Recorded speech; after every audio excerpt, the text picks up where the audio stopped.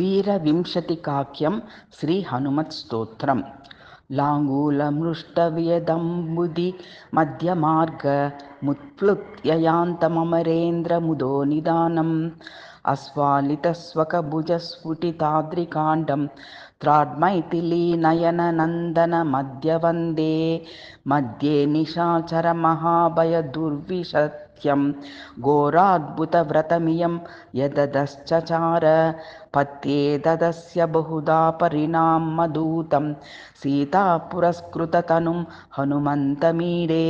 यः पादपङ्कजयुगं रघुनाथपन्थ्या नैशस्यरूषि तविरक्तमपि स्वरगैः प्रागेव रागिविदधे बहुवन्दमानो वन्देञ्जनाजनुषमेव विशेषतुष्ट्यै तान् जानकी विरहवेदन हेतुभूतान् द्रागाकलय्य सदशोक वनीयवृक्षान् लङ्कालकानिव गणानुदपाटयध्यस्तं हेमसुन्दरकपिं प्रणमामि पुरुष्ट्यै घोषप्रतिध्वनितशैलगुहासहस्र सम्भान्तनादितबलान् मृगनाथयूतम् अक्षक्षयक्षणविलक्षितराक्षसेन्द्रमिन्द्रं कपीन्द्रपृतनावलयस्य वन्दे हेलाभिलङ्घितमहार्णवमप्यमन्दं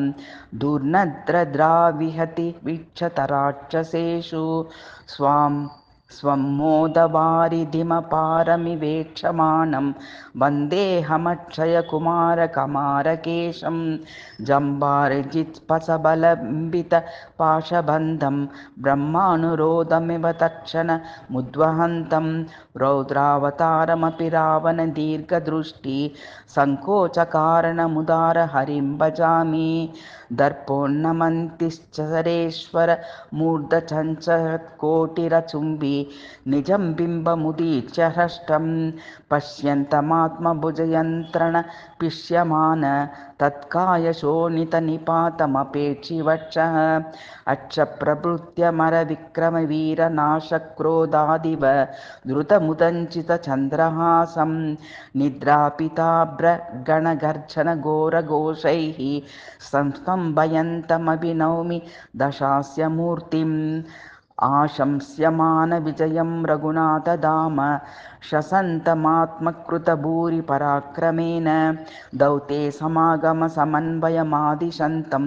वन्दे हरेः चितिभृतः पृतनाप्रदानं यस्यौचितीं समुपदिष्टवतोचिपृच्छ दम्भान्दितां क्षयमपेक्ष्य विवर्तमानः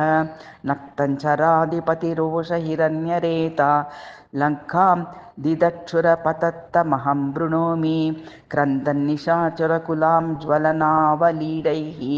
साक्षाद्रुहैरिव बहिः परिदेवमानां स्तम्भस्वपुच्छतटलग्नकृपीटयोनि दन्दह्यमाननगरीं परिगाहमानं मूर्तैर्गुहासुभिरेव द्युपुरं वज्रद्भिर्व्योन्मि क्षणं परिगतं पतगैर्ज्वलद्भिः पीताम्बरं ददतमृक्षितदीप्तिपुच्छं सेनां वहद्विहगराजमिवाहमीडे स्तम्भीभवत्स्व गुरुबालदिलग्नवह्नि ज्वालोल्लध्वज पटामिव देवतुष्ट्यै वन्दे यतो परिपुरो दिवि दर्शयन्तमध्यैव रामविजयाजिकवैजयन्तीं रच्चश्चयैकचितकच्छकपूश्चितौ यः सीताशुचो निजविलोकनतो मृतायाः दाहं व्यादादिव तदन्त्यविधेयभूतं लाङ्गूलदत्तदहनेन मुदे सनोऽस्तु आशुद्धये रघुपतिप्रणयैकसाक्ष्ये वैदेहराजदुहितुः सरिदीश्वराय न्यासं ददानमिव पावकमापतन्तमब्धौ प्रपञ्चनतनुजनुषं भजामि रक्षस्वतृप्तिरुडशान्तिविशेषशोन मक्षक्षयचनविधानमिदात्मदाक्ष्यं भास्वत्प्रभातरविभानुभरावभासं लङ्काभयं करममुं भगवन्तमीडे तीर्थोदधी जनकजार्पितमाप्यचूडारत्नं रिपोरपि पुरं परमस्य दग्ध्वा श्रीरामहर्षगलदश्वभिषिञ्च्यमानं तं ब्रह्मचारिवरवानरमाश्रयेऽहम् यः प्राणवायुजनितो गिरिशस्य शान्तः शिष्योऽपि गौतमगुरुमुनिर्शङ्करात्मा ह्यद्यो हरस्य हरिवद्वनितां गतोऽपि धीर्धैर्यशास्त्रविभवे तुलमाश्रये तं स्कन्देदिवाह्यजगदुत्तरगीतरीत्या यः पार्वतीश्वरमतोष यदा श्रुतोषं तस्मादवाप च वरान् परानवाप्यान् तं वानरं परमवैष्णवी मीशमीडे उमापतेः कविपतेः स्तुतिर्बाल्यविजृम्भिता हनूमस्तुष्टयेस्तु वीरविशन्तिकाभिदा